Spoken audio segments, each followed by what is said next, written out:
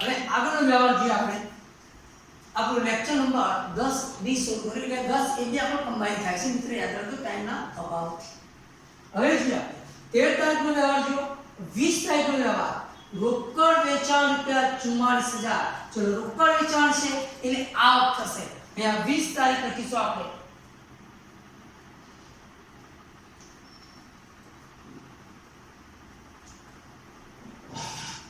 વેચાણ ખાતે ₹44000 રોકડના કોલમની અંદર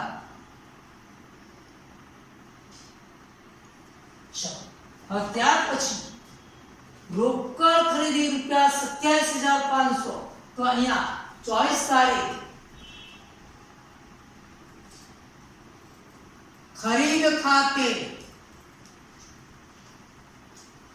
ખરીદ ખાતે 27500 રોકડના કોલમમાં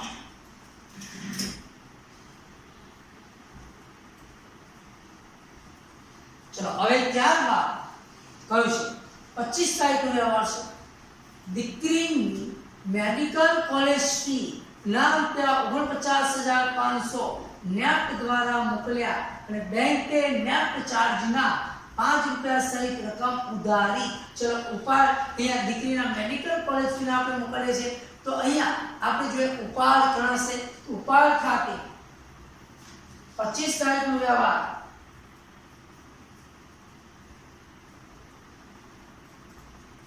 ઉપાડ ખાતે કૌંસમાં લખી નેફ્ટ ચલો અહીંયા નેફ્ટ દ્વારા છે આપણે તો કેટલા છે કોલેજ ફીના 49500 બેંકના કોલમમાં 49500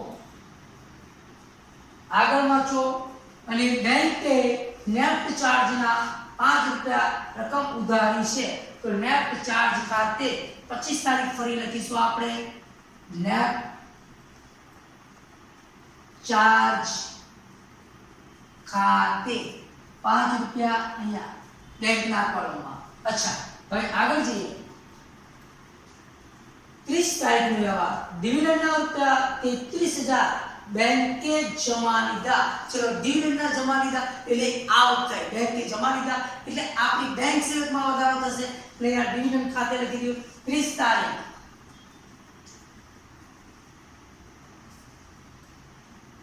ડિવિડન્ડ ખાતે ચલો ડિવિડન્ડ ખાતે ₹33000 બેંકે જમા લીધા એટલે આપણી બેંક સેવકમાંથી બેંક સેવક વધશે એટલે આપણે આવક બાજુ લખીશું અહીંયા ₹33000 બેંકના કોલમમાં ચલો ત્યાર પછી અને જીવન વીમા પ્રીમિયમના ₹11000 નેફ્ટ દ્વારા ચૂકવ્યા તો જીવન વીમા પ્રીમિયમ એ શું ગણાશે એ આપણો અંગત ખર્ચ છે એટલે એને આપણે ઉપાડ તરીકે ગણીશું એટલે અહીંયા લખી દઈએ આપણે ઉપાડ ખાતે 30 તારીખનો વ્યવહાર ઉપાડ ખાતે અહીંયા તમે જુઓ તો નેફ્ટ દ્વારા છે એટલે અહીંયા લખી દે નેફ્ટ બેંકના કોલમમાં લખીશું આપણે ₹11000 ચાલો હવે આ બધા વ્યવહાર આપણે મિત્રો ક્લિયર કરેલા છે દરેક વિદ્યાર્થી મિત્રો ધ્યાન આપજો હવે આપણે ઉધાર બાજુનો સરવાળો કરીશું અને જમા બાજુનો સરવાળો બાદ કરીશું એટલે આપણને બાકી મળશે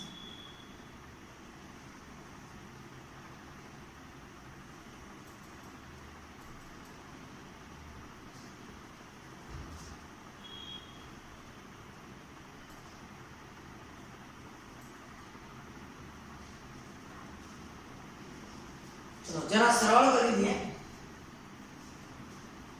चलो વટાવના કોલમની અંદર અહીંયા તો ડેશ કરી દઈએ પહેલા 55000 44000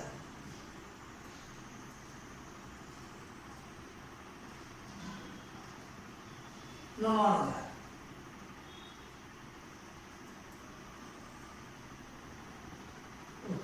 चलो 90000 આપણે ક્લિયર કરીએ હવે ત્યાર પછી 5,50,000 વત્તા 66,000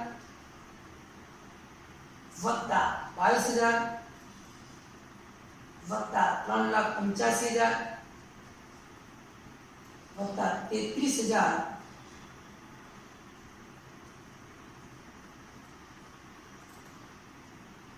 એટલે આપણે 10,56,000 એનું ટોટલ એમાઉન્ટ મળશે.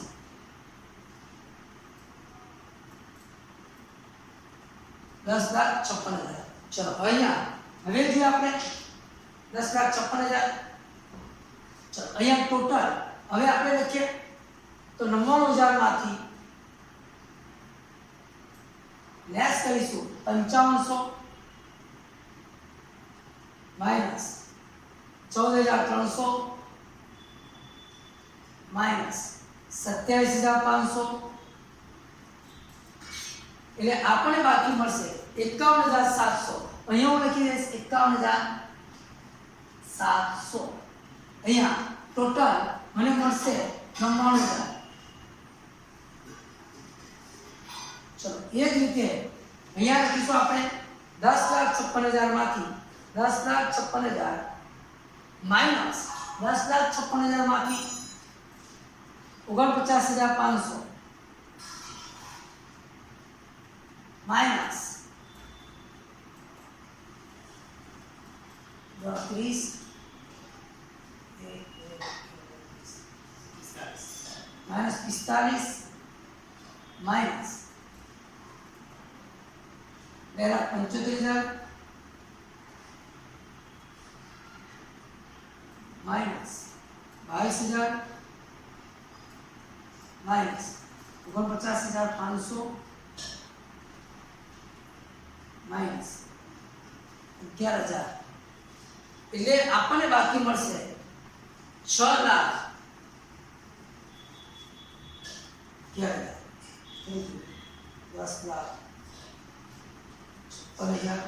10,56,000 માઈનસ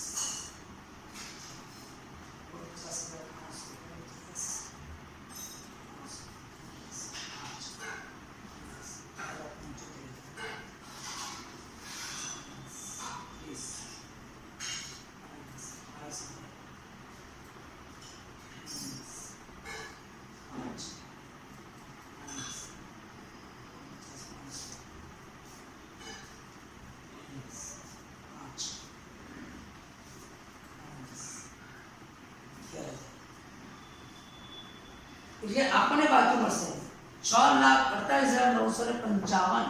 6,48,955. અહીંયા આવશે ટોટલ 10,56,000.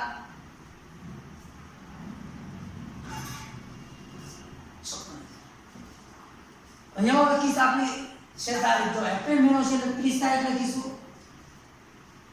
બાકી આગળ લઈ ગયા. અહીંયા હું લખીશ પહેલી તારીખ આવશે આપણી પાસે મે મહિનાની પહેલી તારીખ એ બાકી આગળ લાવ્યા. બાકી આગળ લાવ્યા 51,700. અહીંયા 6,48,955. અહીંયા મિત્રો આપણે જોઈએ કુલ સરવાળો કરી દીધો. અહીંયા આપણે બાકી મળી ક્યાં બાકી અહીંયા બીજા મહિને એટલે કે મે મહિનામાં તમારે બાકી આગળ લાવવી પડે. એટલે મે બરાબર 2016 મે મહિનાની પહેલી તારીખ. હવે મિત્રો આખો એક્ઝામ્પલ આપણે ક્લિયર કરવાનો છે જરા વ્યવસ્થિત રીતે તમારા નોટબુકમાં લખી લો. આપણે ફરી નેક્સ્ટ ટાઈમના લેક્ચરમાં મળીશું.